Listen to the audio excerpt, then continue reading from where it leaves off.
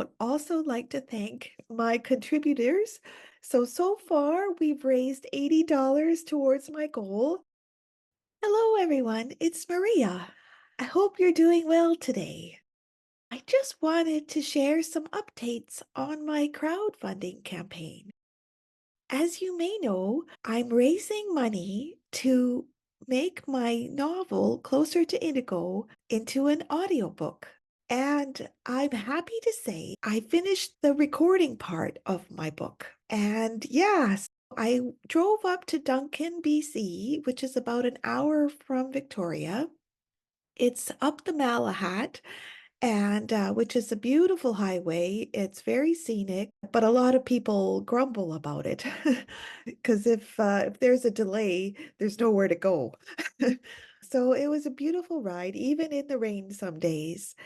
And I went 7 times. So I did 7 sessions and I recorded my book and in a little studio in the rural part of Duncan and a beautiful, beautiful part of the world, especially in springtime with all these trees and farms and vineyards and mountains and eagles flying overhead. And we're in this little bungalow and it was just me and Zach, and I recorded my book, and I got to hear my whole book in a really short space of time from a different perspective. And it was really, really interesting. The whole psychology of reading your own book out loud. There's something really magical about that. There was one point where I was reading and I wasn't expecting it, but I actually did become emotional. Yeah, I know. I'm naturally an emotional person, but I didn't expect to get into character like that and to actually feel what I was reading. So that was really profound for me. The process of recording a book, there was a lot of starts and stops.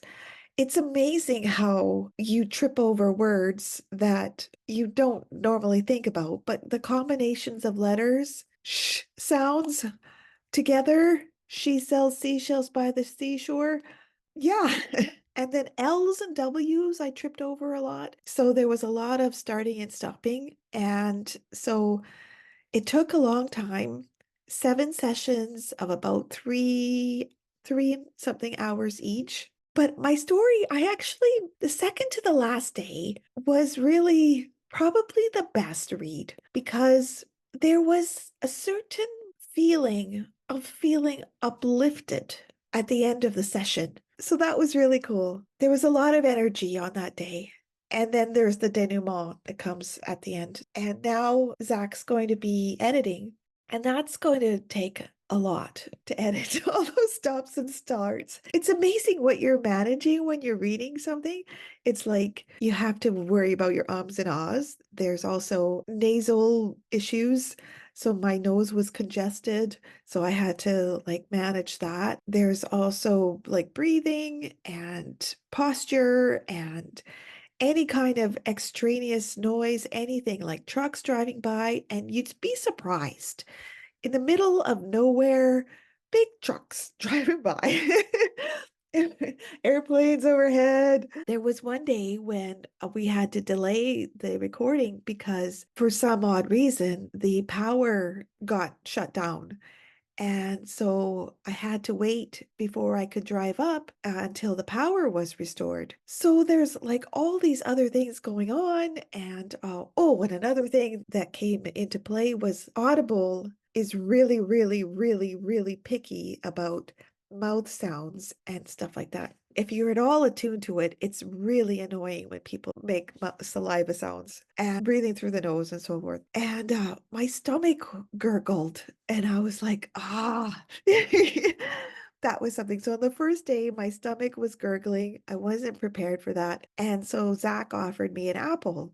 And so I had the apple and it really helped. And apple is really good because it's something that will make speaking easier because it sort of coats the throat a little bit. Yeah, so he offered me an apple and it was satisfying in a way that it wasn't too filling, but it was filling, and then it had sort of citrus that was good for my throat. So, since the first day, I had been bringing an apple to eat during my session. So that was a trick that I learned. So when I do this again, when I record something else, then I'm definitely going to bring apples to the recording session. So that's progress. I'm really excited. It was so fun. I might go in a new direction in my storytelling and try my hand at voice acting and narration, do more of it because I really liked it. It would be super to be able to do more reading like that. It's difficult and it took a lot of energy, but I'm so pleased that at least I have this part done. And so now we're just going to do the editing. And so that's going to require another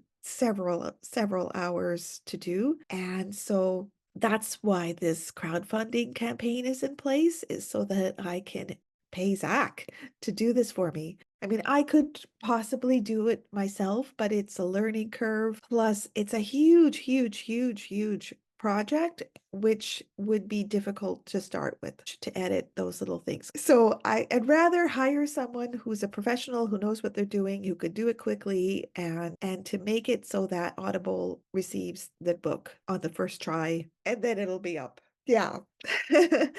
I would also like to thank my contributors. So far, we've raised $80 towards my goal. And I'm so grateful to two people who took the plunge and donated some money towards my campaign. So if you want to follow in their footsteps, I would be most grateful. Let's get this book closer to Indigo as an Audible this summer.